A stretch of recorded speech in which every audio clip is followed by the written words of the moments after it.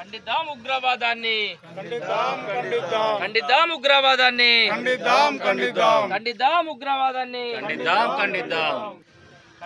ఉగ్రవాదాన్ని ఖండిద్దాం ఉగ్రవాదాన్ని ఖండిద్దాం ఉగ్రవాదాన్ని పహల్గామ్ మృతులకు అమర్ రహే పహల్గామ్ మృతులకు అమర్ రహే ఖండిద్దాం ఖండిద్దాం ఖండిద్దాం ఖండిద్దాం ఖండిద్దాం ఖండిద్దాం తుడిచేద్దాం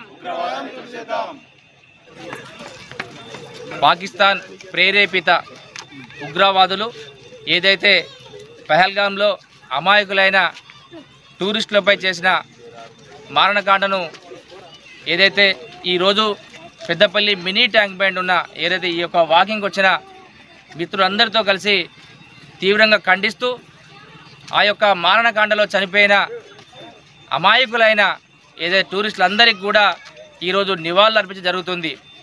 ఏదైతే ఒక మూర్ఖత్వంతో కాశ్మీర్లో జరుగుతున్న ఉగ్రవాదాన్ని తీవ్రంగా ఖండిస్తున్నాము.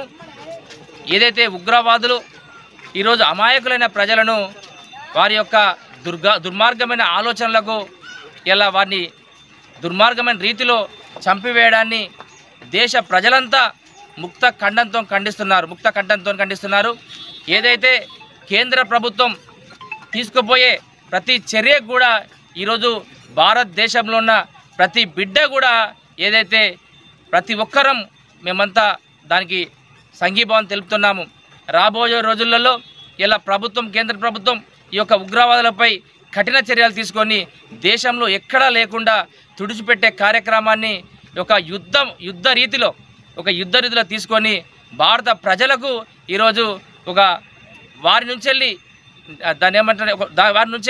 ఎటువంటి హాని లేకుండా చూడాలని కోరుకుంటూ మరొక్కసారి ఆ యొక్క ఉగ్రవాదుల దుశ్చర్యలో పాక్ ప్రేరేపిత దుశ్చర్యలో ఇలా ఉగ్రవాదులు ఇలా ఏదైతే అమాయకమైన ప్రజలను చంపారో వారందరికీ కూడా వారికి నివాళులు అర్పిస్తూ వారి ఆత్మలు శాంతించాలని వారిని మనస్ఫూర్తిగా కోరుకుంటున్నాం. జై భారత్.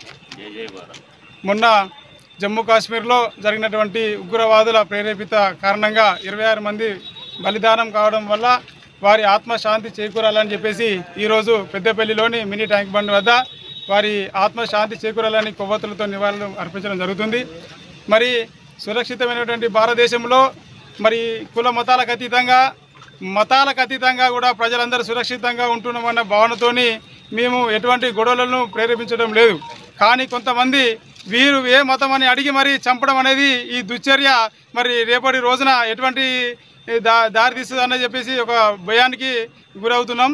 మరి దేశంలో 120 కోట్ల జనాభా ఉంటే మరి ఏదో టూరిస్ట్గా పోయినటువంటి జమ్మూ కాశ్మీర్లో మరి పాకిస్తాన్ నుంచి వచ్చిరా మరి ఇండియా వాళ్ళేనా ఇది గొడవ పెట్టేయాలని చేస్తున్నారా అటువంటి కార్యక్రమాలను మరి ఏదైతే చేసినారో వాళ్ళందరినీ తీవ్ర దొరకబట్టి వెంటనే వాళ్ళని కాల్చి చంపాలని చెప్పి కోరుకుంటున్నాం.